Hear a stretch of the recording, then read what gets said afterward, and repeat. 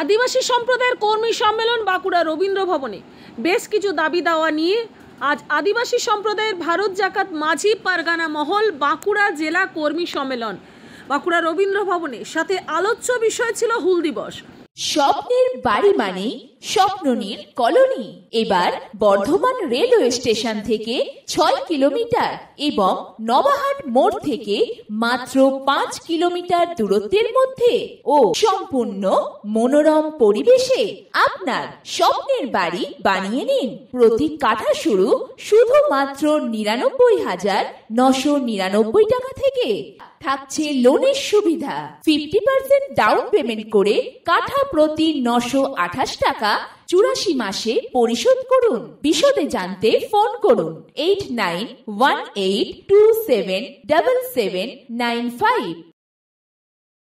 ভারত জাকাত মাঝি পারগানা মহলের দিসাম গার্ডের ডক্টর মঙ্গল সরেন জানান, আদিবাসীদের যে বিভিন্ন সমস্যা আছে সেই বিষয়ে আজকে বাঁকুড়া জেলার ভারত জাকাত মাঝি পারগানা মহলের কর্মী সম্মেলন জেলা পারগানা কালীপদ মুর্মুর উদ্যোগে জেলার মাঝি বাবাদের নিয়ে এই কর্মী সম্মেলনের আয়োজন করা হয়।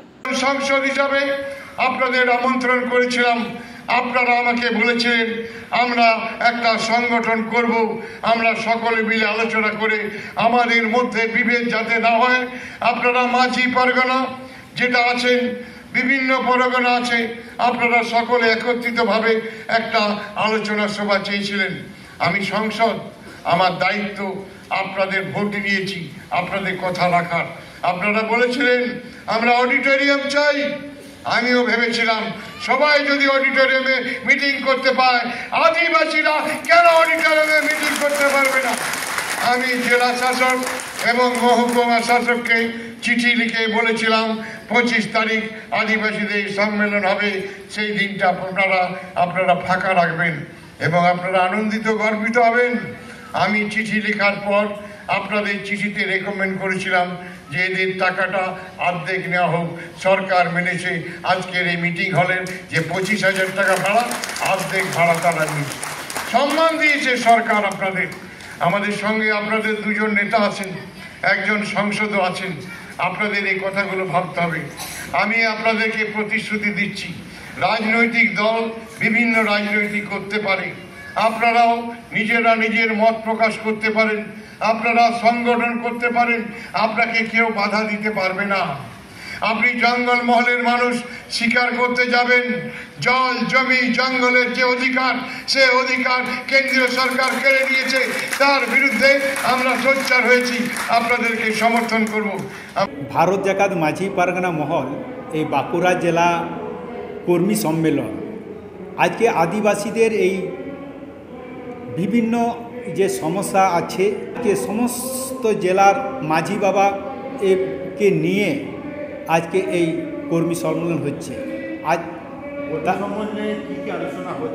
আজকে এইখানে আলোচনার হওয়ার যে বিষয়গুলো চলছে, যে আমাদের আদিবাসীদের যে মোরাম রাস্তা এখনও অনেক গ্রামে পৌঁছায়নি এবং অনেক জায়গায় জলের কিছু অভাব আছে, সেইগুলো আলোচনা হবে।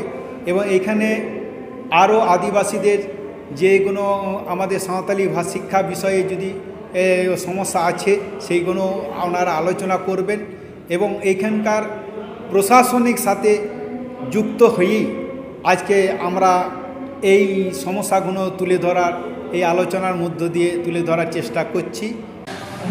আজকে মেনলি আদিবাসীদের প্রোগ্রাম হলো এবং সেখানে প্রচুর বিভিন্ন ব্লক থেকে বিভিন্ন আদিবাসী মানুষজন এখানে এসে উপস্থিত হয়েছেন। দিসম পারগানা, মুলুক পারগানা, ব্লক পারগানা, যারা মাঝি বাবারা আমাদের আছেন তারা এখানে এসে উপস্থিত হয়েছেন। মেনলি আমাদের যে আদিবাসী বিভিন্ন জায়গায় রাস্তাঘাট, জল, আমাদের স্কুল ডেভেলপমেন্ট যে হচ্ছে আমাদের সরকারের মাধ্যমে, এগুলোই একটা প্রশিক্ষণ শিবির ঠিক বলবো না, মানুষের কাছে এটাই তুলে ধরা যে আমাদের মাননীয় মুখ্যমন্ত্রী আমাদের আদিবাসী মানুষদের জন্য বিভিন্ন জায়গায় এই উন্নয়নমূলক কাজগুলো করছে, এটাই সকলের মাধ্যমে এটাই মেসেজটা পৌঁছানো। কোন সংগঠন করছে এটা? ভারত জাকাত মাঝি পারগানা রবীন টুডু সংগঠনের পক্ষ থেকে এরা প্রোগ্রাম করছে। তো আমরা যারা বিধায়ক আছি তাদেরকে আমন্ত্রণ জানানো হয়েছে, আমরা এসেছি। ভারত জাকাত মাঝি পারগানা বাঁকুড়া জেলার কর্মী সম্মেলন এবং আমাদের সম্মেলন প্রথম আমন্ত্রণ জানিয়েছিল। আমি খুব আপ্লুত যে তারা আমাকে আমন্ত্রণ জানিয়েছিল। সেই নিয়ে একটা ওদের সাংগঠনিক আলোচনা চলছে, সভা হচ্ছে, যেখানে এসে আমি খুব খুশি। কী কী আলোচনা ছিল বিষয়টা? অ্যাকচুয়ালি সাঁওতালদের যে কালচার, সেই কালচারকে বজায় রাখা এবং সমস্ত বিষয়ে রাজ্য সরকারের হেল্প পাচ্ছে, রাজ্য সরকারের প্রতি সমর্থন জানিয়ে তারা আমার পাশে থাকবে, আমরা ওনাদের পাশে আছি, সেই অঙ্গীকারবদ্ধ হওয়া। একসাথে সবাই মিলে আমরা রাজ্য উন্নয়ন প্রকল্পে সবাই নিজেকে নিজে হাত বাড়িয়ে দেওয়া। বাঁকুড়া থেকে পাপিয়া বারুয়ের রিপোর্ট, নূতন ভোর।